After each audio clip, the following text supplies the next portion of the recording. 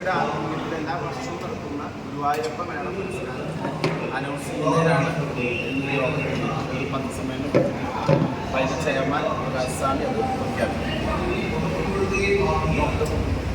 എല്ലാവർക്കും നമസ്കാരം. എല്ലാ വർഷവും നടത്തി വരാറുള്ള സിംഗമഹോത്സവം ഈ വർഷവും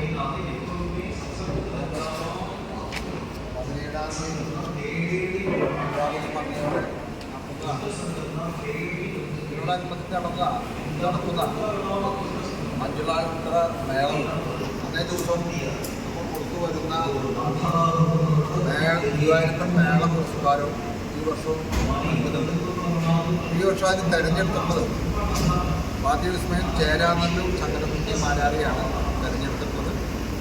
17-ാം തീയതി ഉച്ചയ്ക്ക് 3 മണിക്ക് മഞ്ജുളാത്തറയിൽ വെച്ച് നടക്കുന്ന ചടങ്ങിൽ അദ്ദേഹത്തിന് പുരസ്കാരം നൽകും. തദവസരത്തിൽ ഗുരുവായൂർ ക്ഷേത്രം തന്ത്രി ജയനാഥ് ദിനേശ് നമ്പൂതിരിപ്പാട്, മഞ്ചേരി പരമേശ്വരൻ നമ്പൂതിരിപ്പാട്, ഗുരുവായൂർ ദേവസ്വം ഡോക്ടർ വിജയൻ തുടങ്ങി ശ്രേഷ്ഠ വ്യക്തികൾ പുരസ്കാര സമർപ്പണ സദസ്സിൽ സംബന്ധിക്കുന്നതാണ്. ഈ ചടങ്ങിലേക്ക് എല്ലാവരും സ്വാഗതം ചെയ്യുകയും 10,001 രൂപയാണ് പ്രശസ്തി പത്രവുമാണ് പലകും അടങ്ങുന്നതാണ് പുരസ്കാരം. അന്നേ ദിവസം തന്നെ വാദ്യപ്രവീൺ ഗുരുവായൂർ ജയപ്രകാശിൻ്റെ പ്രമാണിത്വത്തിൽ 150ഓളം കലാകാരന്മാർ പങ്കെടുക്കുന്ന മഞ്ജുളാത്തറ മേളവും ഉണ്ടായിരിക്കുന്ന വിവരം നമ്മളെല്ലാവരും സന്തോഷം അറിയിച്ചു.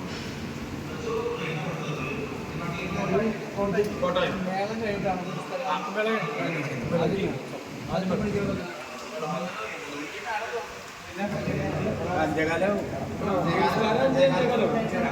എല്ലാവരും അഞ്ചകാലം നമ്മൾ കൊടുക്കാറുണ്ട്.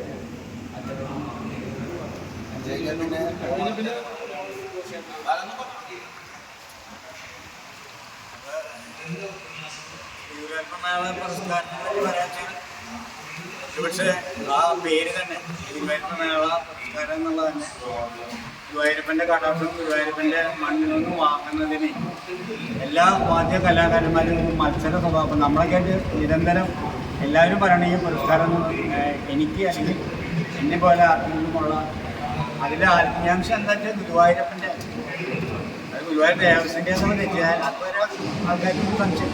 കാരണം ശ്രീഗുരുവായൂരപ്പൻ മേള പുരസ്കാരം എന്ന് പറയപ്പെടുമ്പോൾ അതിൻ്റെ ആ വ്യാപ്തി അല്ലെങ്കിൽ അതിൻ്റെ സത്ത വളരെ വിപുലമാണ്. അപ്പം മട്ടന്നൂർ ഉൾപ്പെടെയുള്ള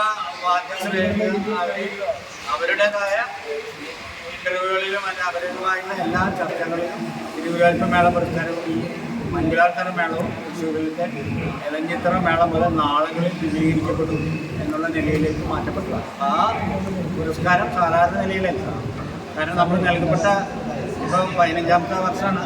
കഴിഞ്ഞ 14 വർഷം നൽകിയിട്ടുള്ള ആ പ്രഗത്ഭമതികളിൽ മട്ടന്നൂർ തൊട്ട് അദ്ദേഹത്തിൻ്റെ ഗുരുനാഥൻ കഴിഞ്ഞ ഒരു സദനം വാസ്തവൻ മട്ടന്നൂരിനെ പ്രാപ്തനാക്കിയ സദന വാസ്തവനാണ് കഴിഞ്ഞൂർ കൊടുത്തത്. അങ്ങനെ ആ നിലയിലുള്ള നീണ്ട നിലയിലുള്ള വാദ്യ പ്രതിഭകൾക്കാണ് സമർപ്പിച്ചത്.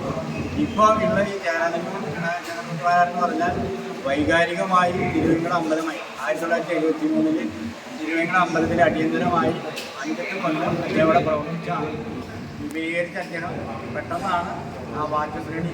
കാരണം അദ്ദേഹത്തെ പോലൊരു കലാകാരൻ പ്രത്യേകിച്ച് ഒരു വിസ്മയം എന്ന് പറയാൻ കാരണം ഒരേ സമയം പണ്ടൊക്കെ തെക്കൻ ഭാഗങ്ങളിൽ അദ്ദേഹം പഞ്ചവാദ്യയിലും മേളവും അത് തിമ്മലയിലും അദ്ദേഹത്തിൻ്റെ പ്രാമാണിക്യം ഈ മറ്റുള്ള നിരകളിലേക്ക് മാറിയിട്ടില്ലെങ്കിലും ഒരു ഉത്സവാഘോഷം അത് ഏറ്റെടുക്കുമ്പോൾ അദ്ദേഹത്തിൻ്റെ അർപ്പണത്തിന് രണ്ടും നൽകപ്പെടുന്നതാണ്. അപൂർവങ്ങൾ അപൂർവമാണ്. അങ്ങനെ പല കലാകാരന്മാരും അങ്ങനെ ഉണ്ട്. എങ്കിൽ പോലും ഒരു മേളം അത് കഴിഞ്ഞ് പഞ്ചവാദ്യത്തിനും അല്ലെങ്കിൽ പഞ്ചവാദ്യം കഴിഞ്ഞ് മേളത്തിനും സാരഥ്യം നൽകുന്നത്. അതാണ് വാദ്യവിസ്മയം എന്ന് അദ്ദേഹത്തെ അറിയപ്പെടുന്നത്. ആ നിലയിലാണ്. അപ്പോൾ വൈകാരികമായി ഗുരുവായൂരുമായി ഏറെ അല്പമുണ്ട് തിരുവനന്തപുരം ക്ഷേത്രവും.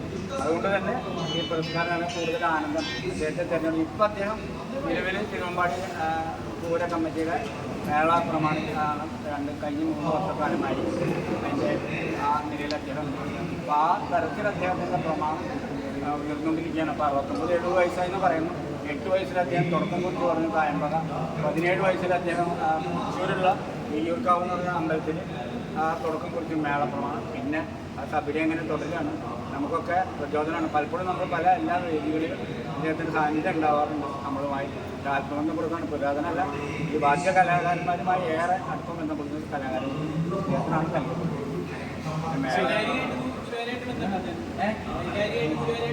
തിരുവങ്ങാട് അമ്പലത്തില് 7 കൊല്ലം അവിടെ അടിയന്തര അതാണ് അതിൽ എഴുതിയില്ല അമ്പലത്തിന്.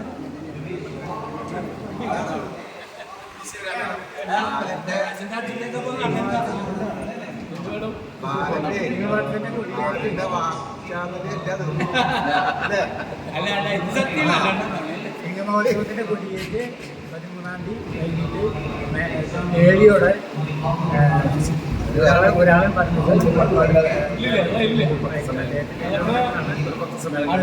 തീയതി ഇതിന്റെ വിളക്ക് ഒരുക്കുണ്ടായിരുന്നു. നമ്മുടെ ആവശ്യം വെച്ചിട്ട് വിളക്ക് ഒരുക്കുകയെന്ന് പറഞ്ഞിട്ട് വിളക്കെല്ലാം ഇതായിട്ട് വെച്ച് എത്ര 17-ാം തീയതി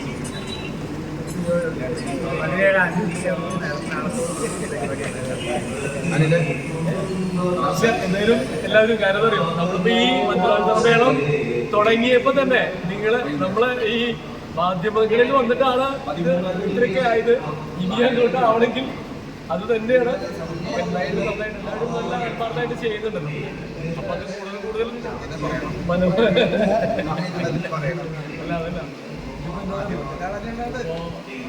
അല്ല ഇത് മാധ്യമങ്ങളിൽ വന്നതുകൊണ്ടാണല്ലോ ഈ പരിപാടികളൊക്കെ ചെയ്യുന്നത്.